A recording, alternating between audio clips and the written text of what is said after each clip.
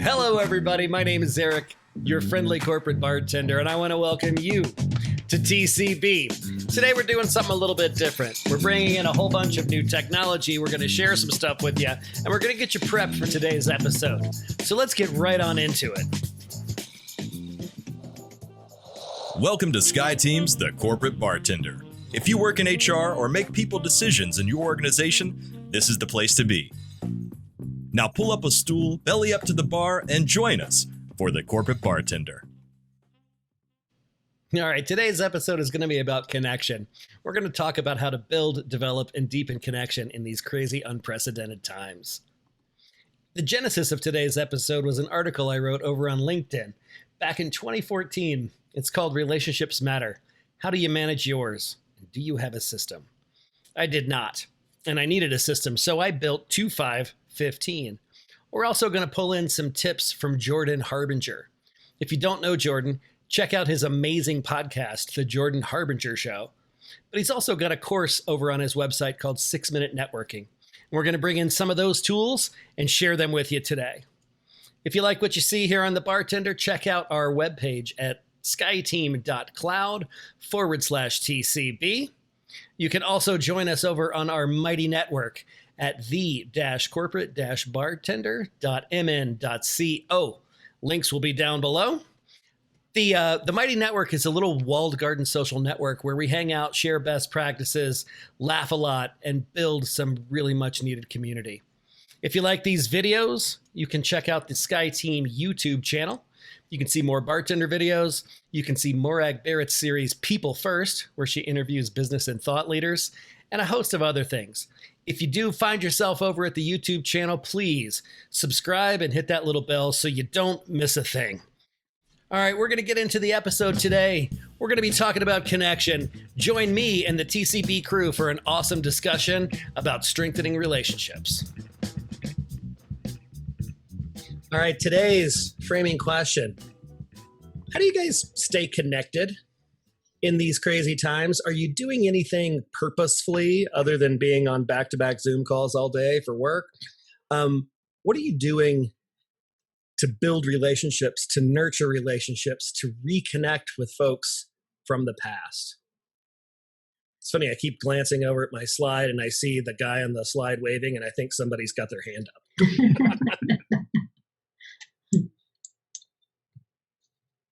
So Spence, I'll speak up. I think, I'm in an active search, right? So, I'm reaching out to people that probably haven't heard from Thick Man in, many, many years. Knowing that, I'm a big pay it forward person and I've helped people over the years. I'm hopeful that I'll get some of that response. So now it's a little bit more of a, purposeful reach out. But I always frame it up in that, happy to help them or whatever, not really knowing what their situation is. And more from a professional, but also personal networking and relationship building. Because I have a lot of good friends that I've worked with over the years. So it's nice to be able to look through my my 2,500 connections and how many of those are truly like I have really good meaningful relationships there. So I've been doing a lot of that. Just not as methodical as sort of keeping sort of like a tickler file. Darnell would resonate with him of when you actually have to call people back just so you sort of keep yourself on track. I know some people do that. I'm not at that point of doing that.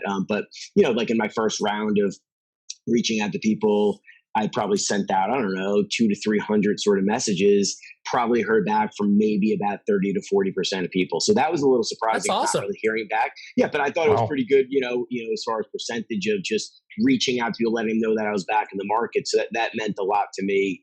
And so, and then just, building from there. But, on a personal side, obviously just trying to stay as close as I can to family and friends, and particularly my folks live in Florida, and it's that's a shit show there, right? So it's just really bad, and I feel I really I empathize so badly for those elderly folks that are just, this is not, everybody's got to be really cautious, but even for them more so, where there's maybe underlying health conditions. This is just trying to stay cose with any of my relatives that are probably older than me. Right? Because he ain't as young as he used to be, buddy. Millsy's looking at me saying, yeah, thank you. Really? What the heck happened to you? Right? I don't know. Hey, man, you look fresh. You look good. Good. So, Figgy, one of the things that you just talked about there, you're always good about keeping in touch with folks, right? And you put effort into digging the well before you're thirsty. And that's awesome, right? Morag says this all the time, right? Reach out to people when you don't need something, and they're more likely to respond to you when you do. Is that what you say, Morag? Is it close? It's something similar. It sounds plausible, but no, it is. It is. It's the getting ahead of that curve and making balance deposits into that relationship bank account before you need to make a withdrawal. Yeah, you guys didn't know I was going to have one of the foremost experts on relationships at work here on the call today, in Miss Morag Barrett. What else? Who else is doing stuff intentionally, purposefully right now to build, develop, and deepen relationships with folks? I am. Well, I'm not intentionally in that I'm doing it regularly, several times a week. Unintentionally in that I don't have a list, or I'm doing it Fridays at 10.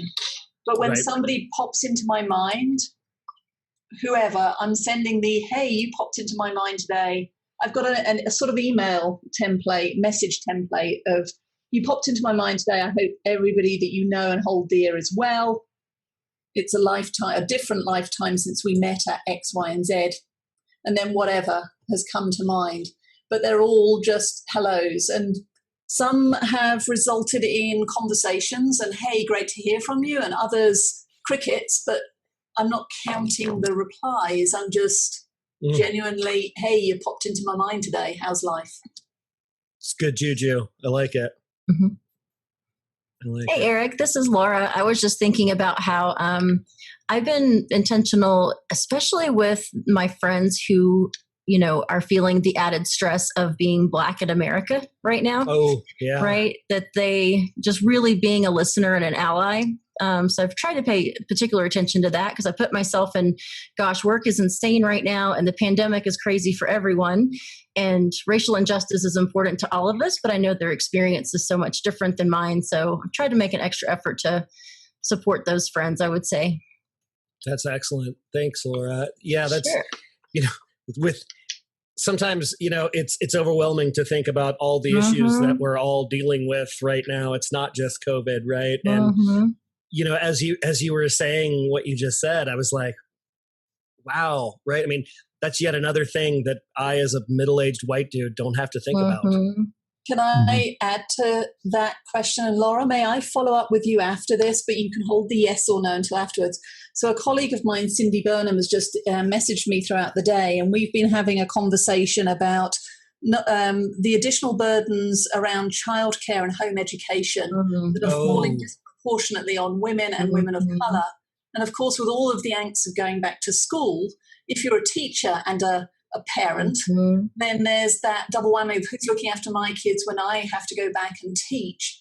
And we're not aware of any companies that are proactively looking at balancing. In fact, she sent me another article of somebody in San Diego who was fired because she couldn't keep her young children always out of the business Zoom calls. And so she's been fired. So again, we talk about litigation. Oh, my Lord. Talk about cruel. I saw that article. It was nominated for the worst employer of the year. Yeah, I bet.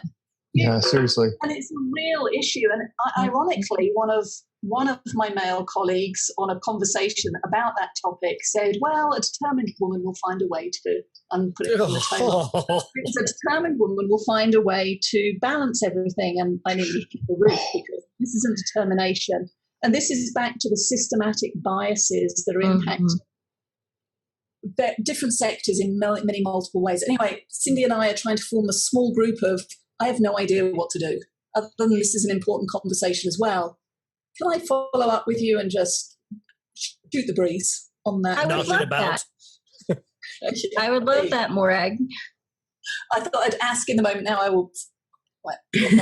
Well, and secretly, I'm very selfish because you and I have so many mutual contacts, but we've never been able to meet. And I've been following your work for years. So I will selfishly just enjoy the conversation and a chance to get to know you. So count me in. Okay. Thank you. That's all. Yeah, I'm a bit of a fangirl, Morag. So, Morag, I gave Laura $35 Earth dollars to say that.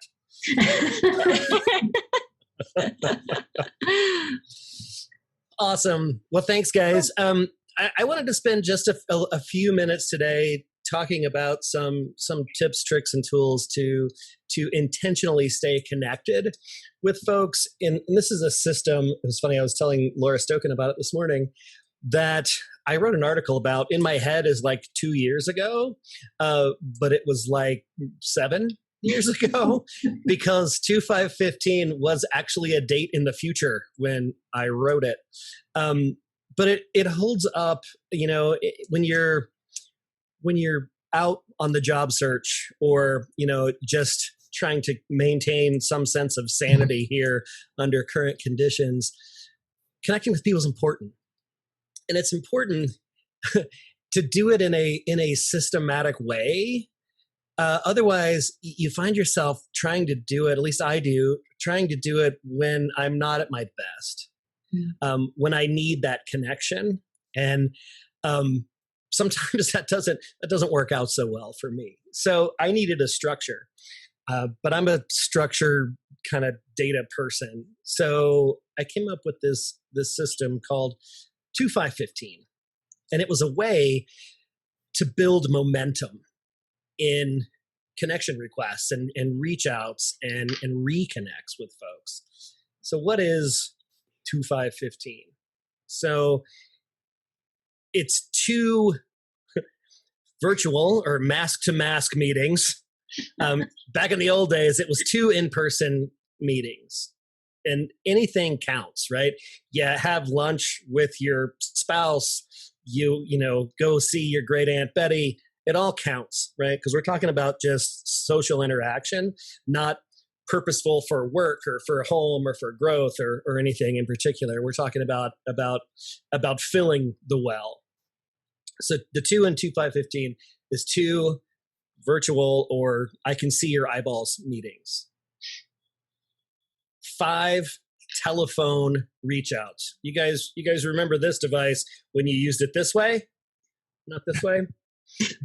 Here's the great thing about calling people on the phone. Nobody answers their phone anymore.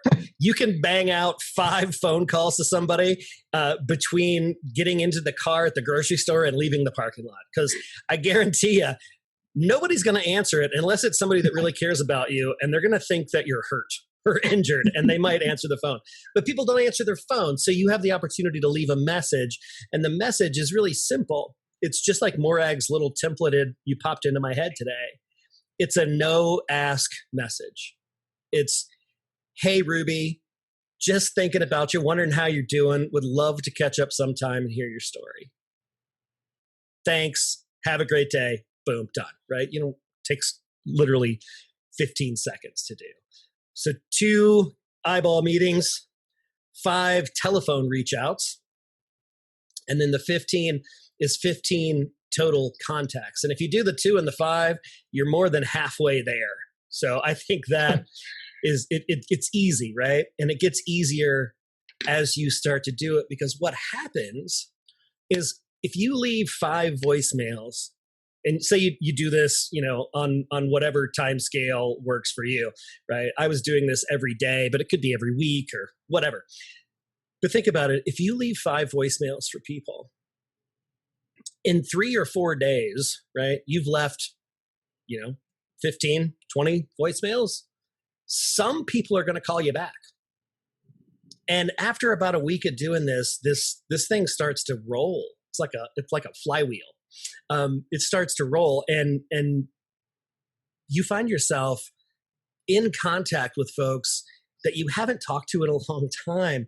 And that's filling your own bucket, right? I get so much juice out of reconnecting with folks and talking to people that I haven't even thought about in years. And, I'm a little older than Finky, so I've been doing this even longer. I got a lot of people in my history that I could really benefit from talking to. And when you do that, you're on their radars, right? You become in their regular rotation. That's why I invited Darnell to this meeting, right? Because now he's going to be on several people's radars. And when somebody says, man, we're looking for a really good recruiter, do you know anybody? I don't want to place an ad, right? Everybody knows somebody now. I mean, he's not that good, but he's average. Yeah, it's average. He's a good B+ player. I'm kidding. I'm kidding. So that starts the machine moving, and it doesn't take very long. I'm going to share some techniques for doing this.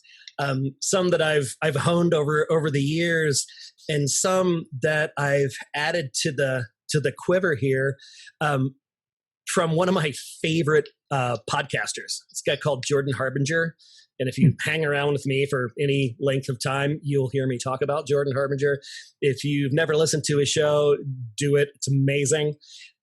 It's one of the most thought-provoking and entertaining shows about becoming a better thinker. I just love it.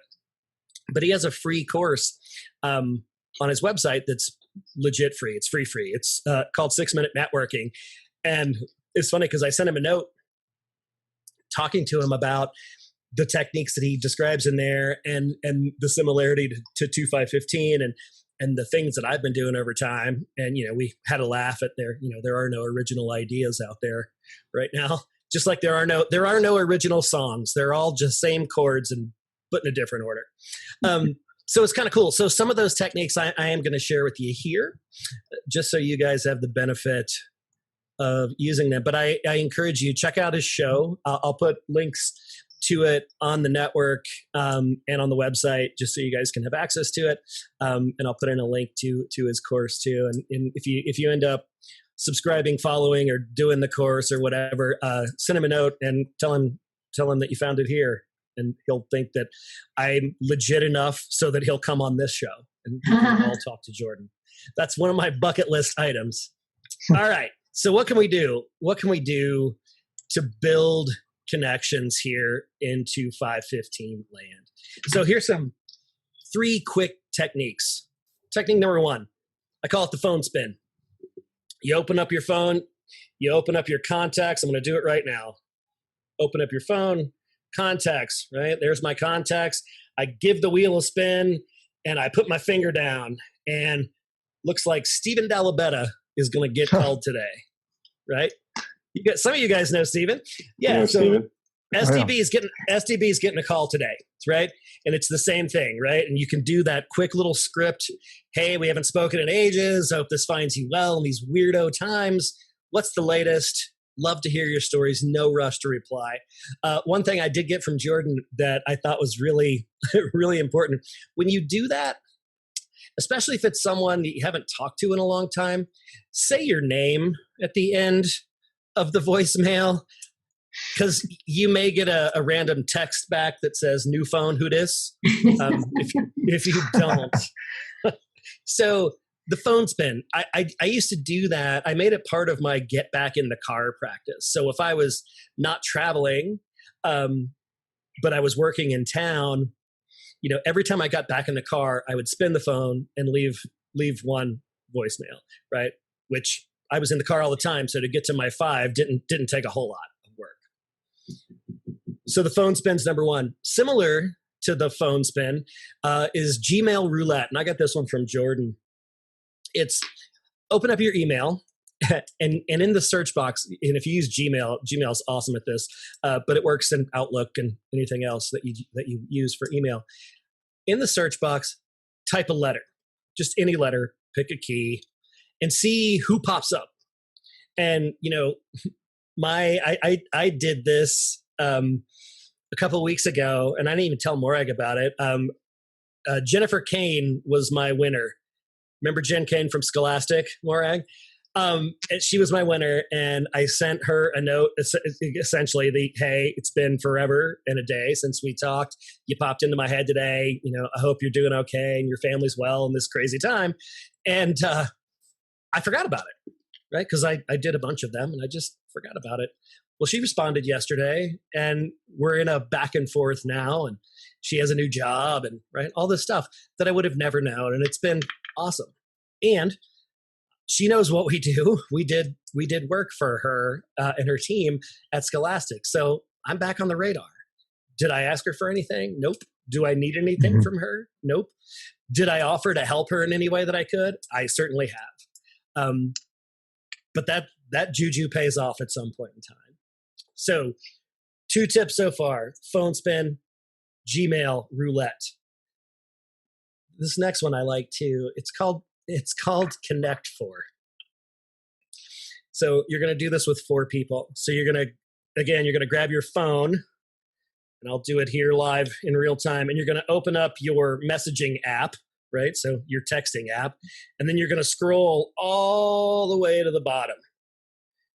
So my all the way to the bottom is a double text to some of the folks here will know this name, Jen Smill, who keeps threatening to come on this call, and Jen Hicks, who I used to work with both of them at level 3.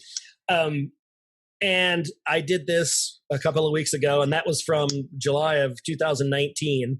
So it was a year ago. And I pinged them both on text, and am now sort of back in contact with 2 people who I haven't spoken to in forever. And again, you can use that same little script. You just type it. And again, include your name, because new phone, who dis. Make sure that they know who you are. But it's been amazing. You know, I knew that I wanted to talk about this, and so I've been sort of practicing what I used to preach. And it's been fantastic. So phone spin, Gmail roulette, and Connect For. It's called Connect For because you do it 4 times. But you can do it as many times as you want, right? I keep everything in the big container of 2515 because A, I like the structure, and B, you know, what we know about habit change, and those of you that were on the Tiny Habit session, you know this, sustained habit change happens when we feel good about accomplishing things, about feeling successful. And 2515 is an easy enough system. If I'm feeling stress or pressure about it, I just move the container from daily to weekly to whatever, because you want to feel successful when you're doing these things. So I like ticking off all 3 buckets. I feel like I accomplished something today. It was a good thing. It's a good thing. So those are 3 techniques. Another one. So Spence, sorry to interrupt. Yeah. Go ahead.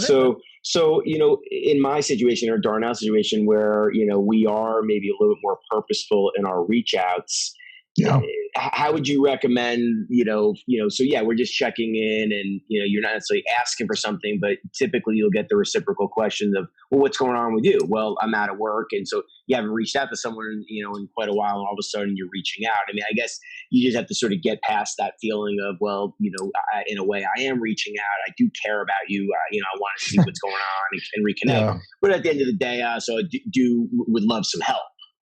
Yeah, but you're not asking for it explicitly, right? It's not like, hey, man, anything you can do for me? Can you hook me up? What you got? Me? Yeah, it's the genuine reach out, and I'd flip it around, because I would say that you, in your situation right now, you actually have the time to do this, right?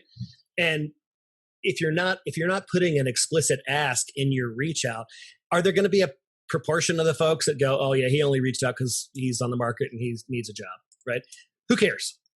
Right. Who cares, right? Because here's what I can tell you, right? The majority of the people that you talk to are going to be genuinely interested in you and your well-being, right? So even if they don't have something for you, their ears are up. They're checked into it, and they're going to be thinking about it, right? So when those chance encounters happen with them and other people, right?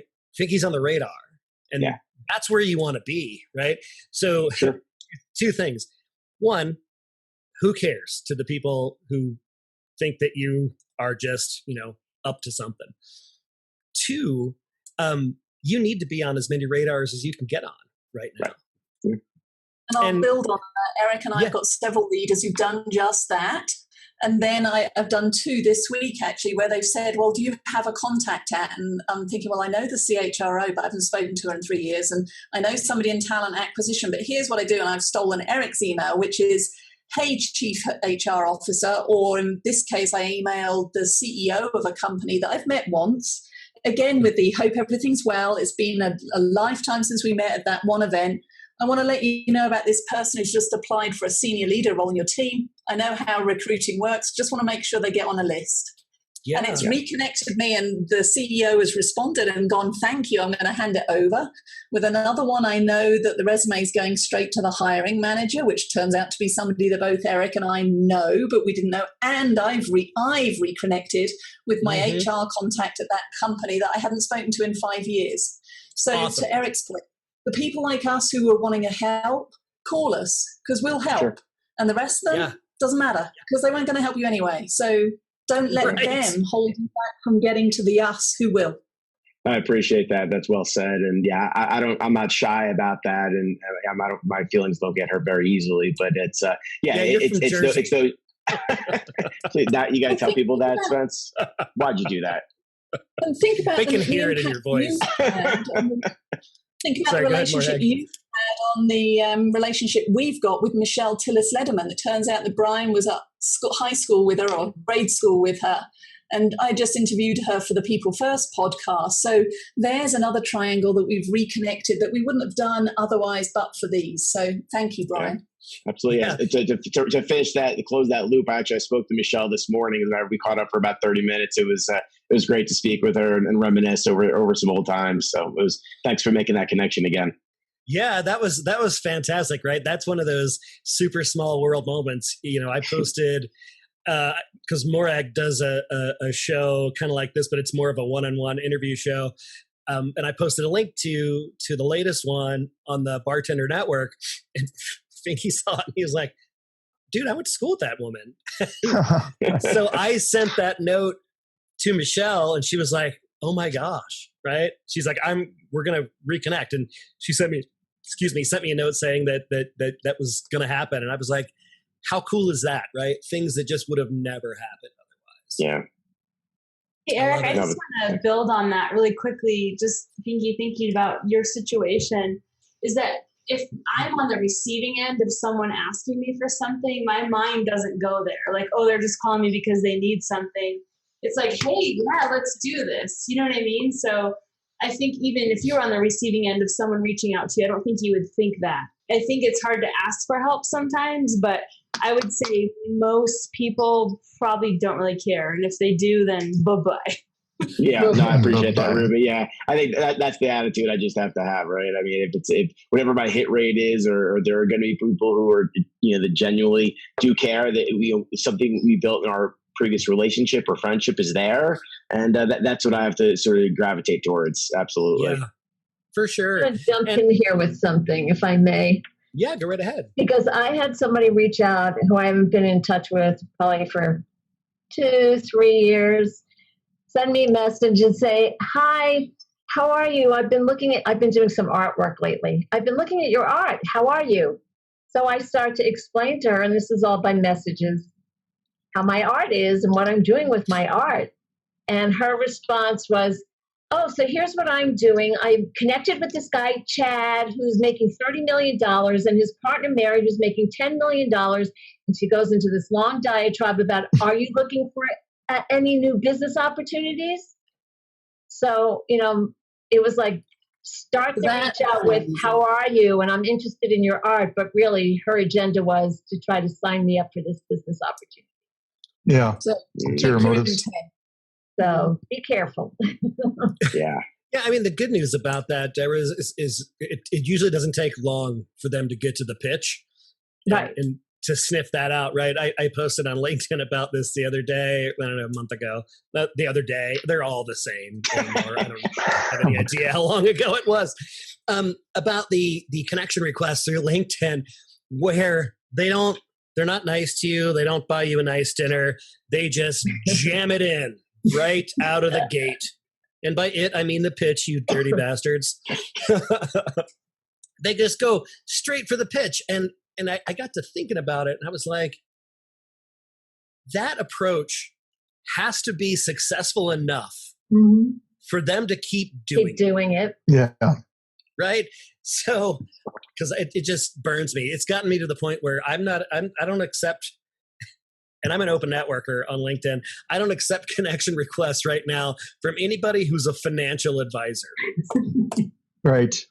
You can all suck it, financial advisors. Yeah, it's no different than. Good. Oh, sorry to interrupt. No different than a salesperson, right? Who's calling people left and right, and you get the spams, and they figure you call 200 people, put enough in the funnel. Takes one. Someone just takes one. Someone's going to bite. It's the same thing on LinkedIn, but yeah, it's frustrating. It's annoying. Exactly. Well, speaking of LinkedIn, this is another 2515 technique here. Another Jordan Harbinger technique is using socials for reach outs and connections, because in your 2515 it's 15 total connections or total communications, right? So that's LinkedIn messages, it's anything social, right? Everything counts. So go on your favorite social network, you choose. LinkedIn is one that I try to use every day.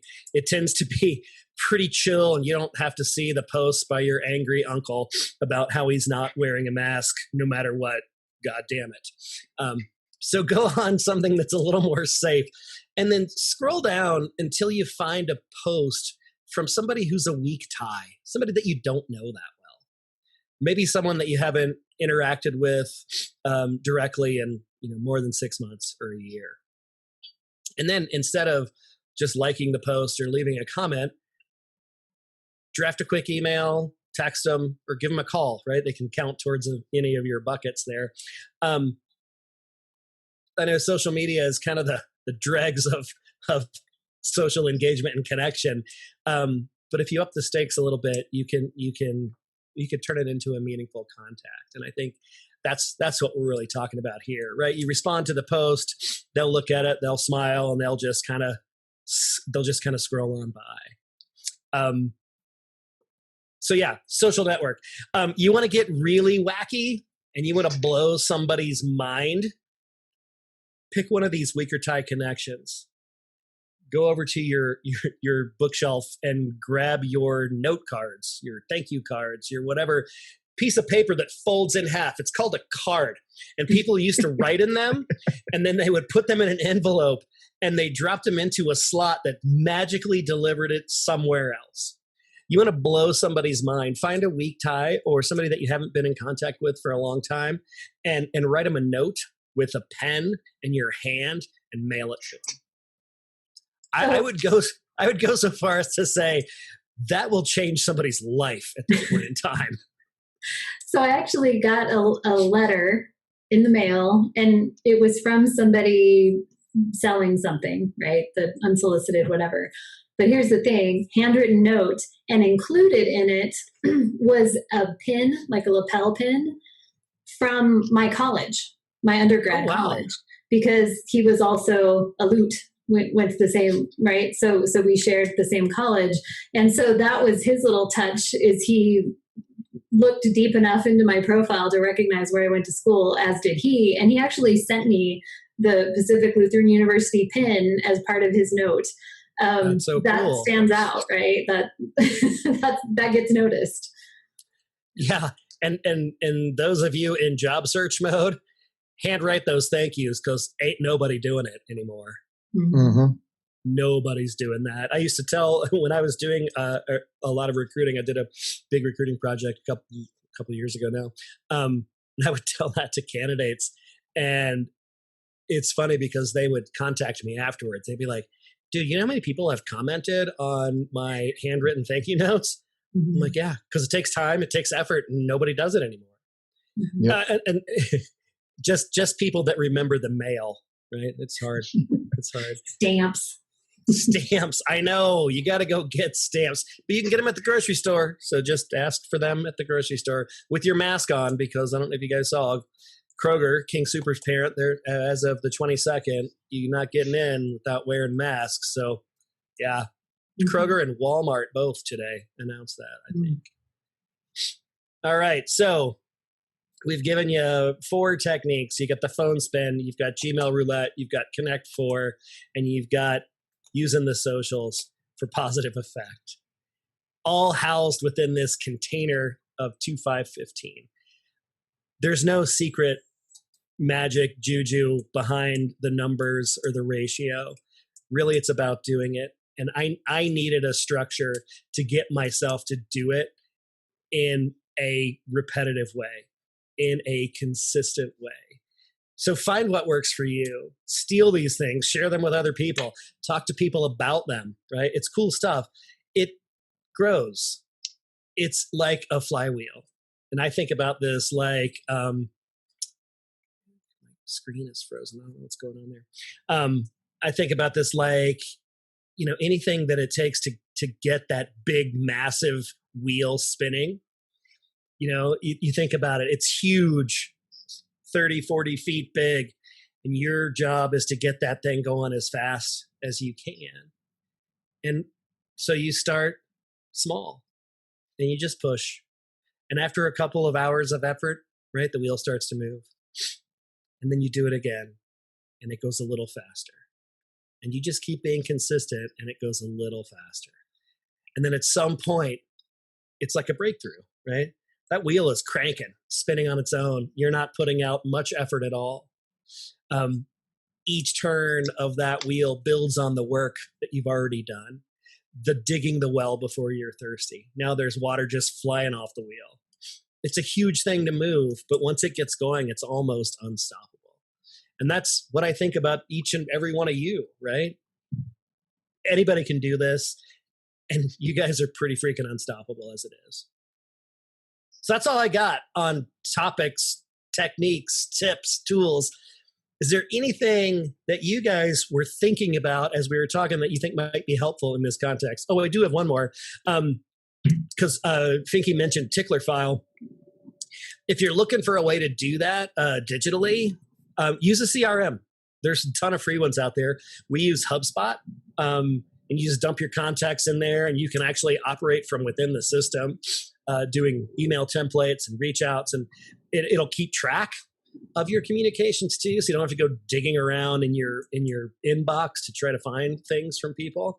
And like I said, it's free, like totally free. They're not trying to get you to sign up for some higher level of service. You can just use it. So yeah, that's a tip or a trick. Those are the 2 things that I wrote down. Write a card and use HubSpot that I'm adding to my repertoire here. What you got? So, Spence, just a question. So, I love the note writing and the card writings. I think it is a powerful tool. As I've been interviewing and sending out a lot of thank you notes, I've been torn about doing the handwritten versus digital, just because you hear from a lot of experts that talk about get it out within the first 24 hours to reinforce your messaging, be top of mind, all those things. So how do you balance that where you put it in the mail? It could be 2 days. Okay, well, you're really, how do you get it to their office because they're not in an office? So times are a little bit different. So digital maybe the most effective. So just what are you thinking when I say that? So I've always looked at it this way. It's not an either or, it's an and. Yeah. Right. Because to your point, you want to be timely, and time may be of the essence.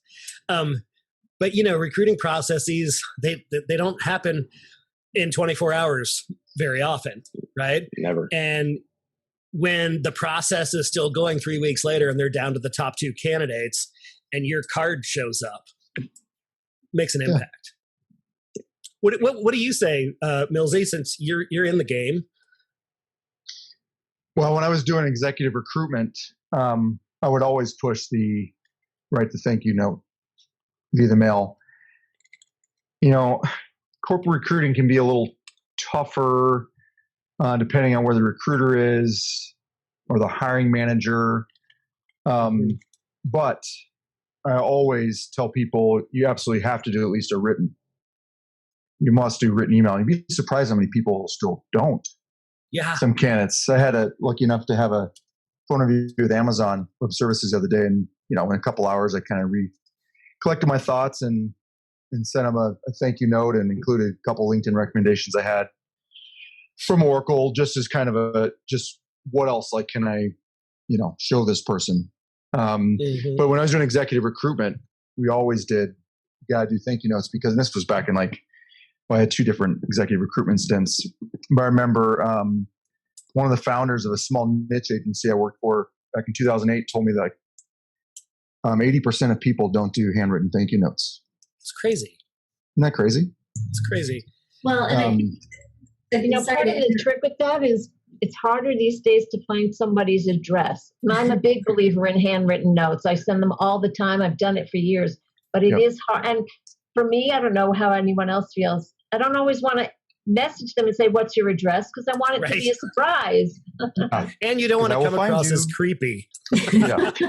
Well, I haven't. So, Deborah, tell me where you live. The thing I always Sorry, Lori, what were you going to say?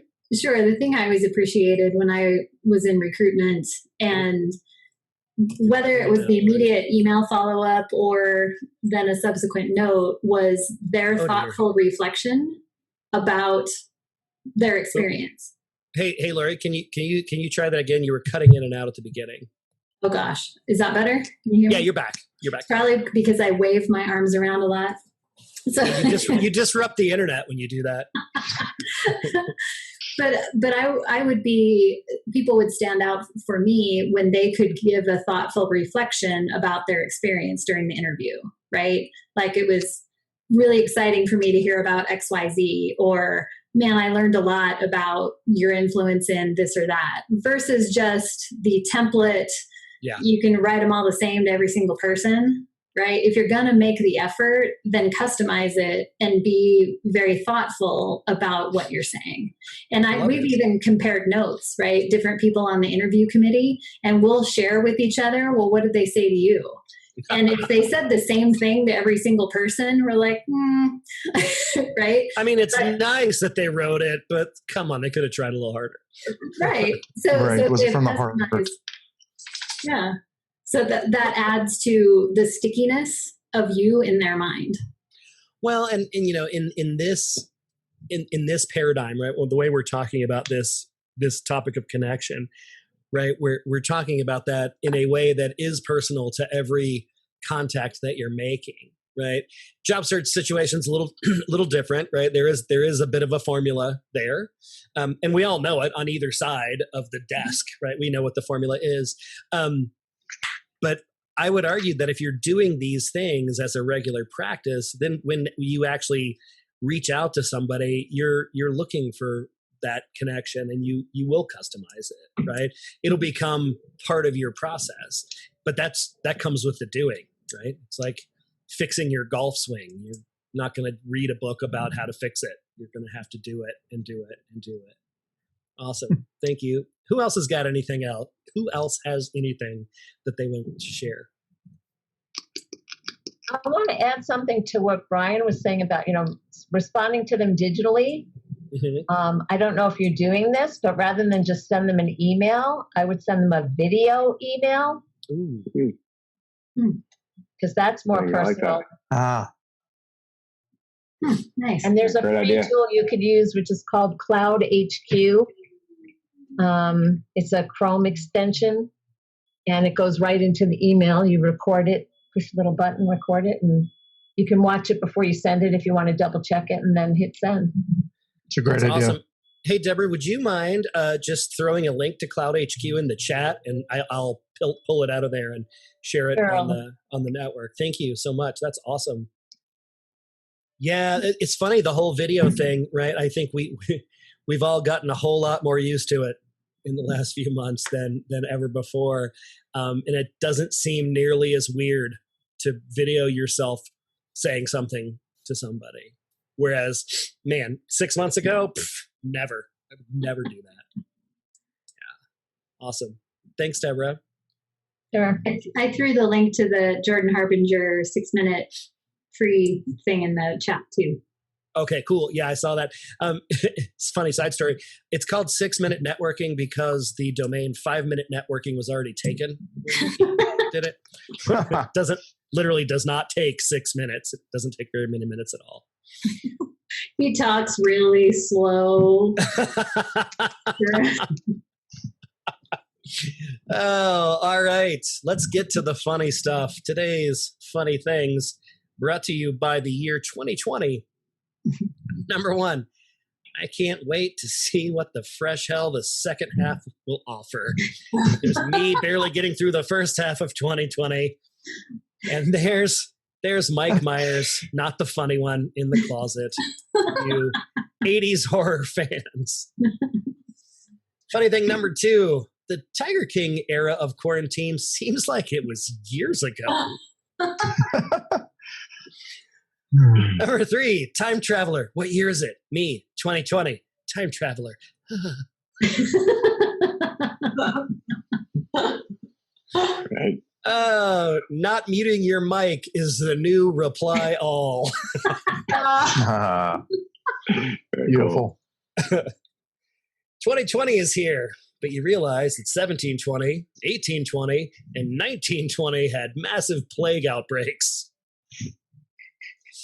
And last but not least, Europeans out of offices are all like, I won't be working until 18 September. All emails will be automatically deleted. Americans, I'm in the hospital. Email responses may be delayed up to 30 minutes. Sorry for the inconvenience. If urgent, please reach me in the ER at blah, blah, blah. Because that's what we do. We've talked a lot about that just the notion of how we work and why we do it that way and why the rest of the world, especially Europe, has it figured out. All right. Last but not least, today's semi-quarantine cocktail. It's the, what the fuck are we doing about schools?